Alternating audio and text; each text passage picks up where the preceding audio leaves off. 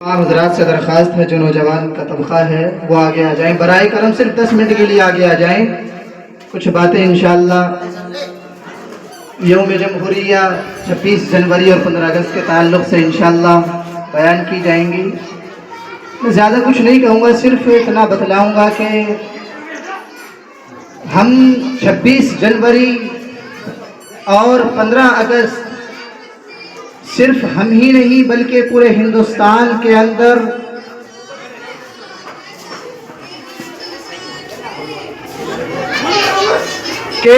پورے ہندوستان کے اندر یہ دو دن بڑی خوشی اور بڑی دھوم دھام سے منائے جاتے ہیں. آپ کہیں بھی چلے جائیں ہر بچے کے چہرے پر خوشی نظر آئے گی، لیکن سوال یہ پیدا ہوتا ہے کہ آخر ہم ان دو دنوں کو کیوں خوشیاں مناتے ہیں؟ آخر ان دو دنوں کے اندر یہ ترنگا، یہ جھنڈا ہمارے ہاتھوں میں کیوں نظر آتا ہے؟ یہ ترنگا ہمارے گھروں کی چھتوں پر لہراتا ہوا کیوں نظر آتا ہے؟ ہمارے اسکولوں کی چھتوں پر یہ ترنگا ان دو دنوں کے اندر لہراتا ہوا کیوں نظر آتا ہے؟ تو میں آپ کو بتلا دوں کہ یہ دو دن ہمارے لیے بڑی خوشی کا دن رکھتے ہیں. 15 اگست 1947 کو مجھے اور آپ کو انگریز کی غلامی سے ہمارے بڑوں نے، ہمارے علماء نے ہمیں 15 اگست 1947 کو ہمیں انگریزوں کی غلامی سے نجات دلائی ہے. اور پھر 26 جنوری کو ہمارے بڑوں نے، ہمارے علماء نے اس آزادی کو برقرار رکھنے کے لیے 26 جنوری کو ایک آئین نافذ کیا، ایک قانون نافذ کیا کہ اس قانون کے تحت ہمارا یہ ملک چلے گا، اس قانون کے تحت ہمارا یہ دیش چلے گا. خیر، میں آپ کو 10 منٹ مکمل آزادی، ہمیں آزادی کیسے ملی، ہمیں آزادی کنہوں نے دلائی، ہر جگہ آپ دیکھ لیجئے، آپ تاریخ اٹھا کر دیکھ لیجئے، ہر جگہ مسلمانوں کی تاریخ کو مٹانے کی کوششیں کی جا رہی ہیں. ہر جگہ آپ کسی بھی تاریخ کو اٹھا کر دیکھ لیجئے، مسلمانوں کا نام اس کے اندر نظر نہیں آئے گا. آپ کسی سے بھی پوچھ لیجئے ہمیں آزادی کس نے دلائی، وہ آپ کو کہیں گے کہ فلاں نے دلائی، مہاتما گاندھی نے دلائی، انہوں نے ہمیں آزادی دلائی ہے اور یقیناً آزادی دلائی ہے. لیکن تاریخ اگر آپ دیکھیں، آپ ہندوستان کے اندر جس وقت انگریز آیا، سن 1601 کے اندر انگریز ہندوستان کے اندر آیا ہے. میں آپ کو بتلاتا چلوں، اس وقت ہندوستان کے اندر انگریز آیا سن 1601 کے اندر، اس وقت ہندوستان کا بادشاہ جہانگیر تھا.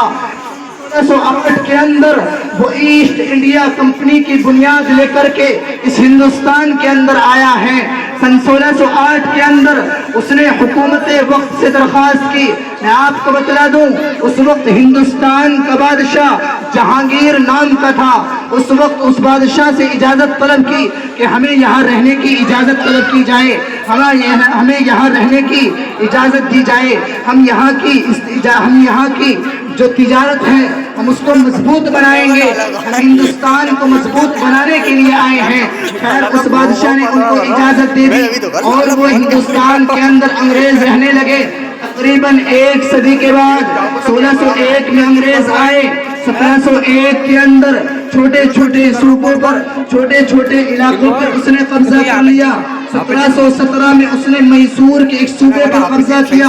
اس کے بعد اور آگے چلیے، اس کے بعد 1740 سے پہلے انگریز اکثر ہندوستان کے علاقوں پر قبضہ ہو گیا، اس کا تسلط ہو گیا. خیر، 1740 کے اندر 1740 کے اندر انہوں نے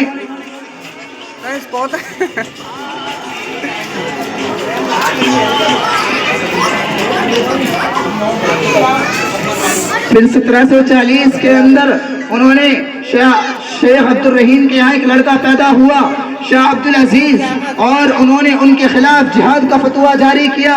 پھر اور آگے چلیے، میں آپ کو آگے لے جاؤں۔ 1740 کے بعد سن 1732 کے اندر ایک لڑکا ٹیپو سلطان، آپ جانتے ہوں گے، اس ٹیپو سلطان نے ان کو خوب لڑائیاں لڑی، کئی لڑائیاں لڑی، اور ان میں وہ کامیاب بھی ہو گئے، لیکن وہاں پر غداری، میرے صادق کو غداری کا لالچ دے کر کے ان کو قتل کروا دیا۔ اور آگے چلیے، سن 1801 کے اندر جب ٹیپو سلطان شہید ہو گئے، سن 1840 کے اندر راجہ رنجیت سنگھ پنجاب کا حکمراں بنا۔ اس کے مقابلے میں پھر ایک اور شخص نکل کر کے آئے، ان کے مقابلے میں ہمارے علماء کرام نکل کر کے آئے، اور آپ اور آگے بڑھیے، سن 1840 کے اندر جب وہ علماء بھی ختم ہو گئے، پھر اس کے بعد اور آگے چلیے، سن 1857 کے اندر جو دو سب سے بڑی لڑائیاں لڑی گئی ہیں، ہمارے علماء نے میٹنگیں کی، ہمارے اکابرین نے میٹنگیں کی، ہمارے بڑوں نے میٹنگیں کی، تمام لوگ اس کے اندر شریک تھے، مہاتما گاندھی، ابوالکلام آزاد، سب کو لوگ اس کے اندر شریک تھے، مولانا قاسم نانوتوی، حاجی امداد اللہ مہاجر مکی، حضرت ٹیپو سلطان شہید رحمت اللہ علیہ، حضرت شاہ عبدالعزیز محدث دہلوی رحمت اللہ علیہ، حضرت شاہ اسماعیل شہید رحمت اللہ علیہ، یہ تمام لوگ شریک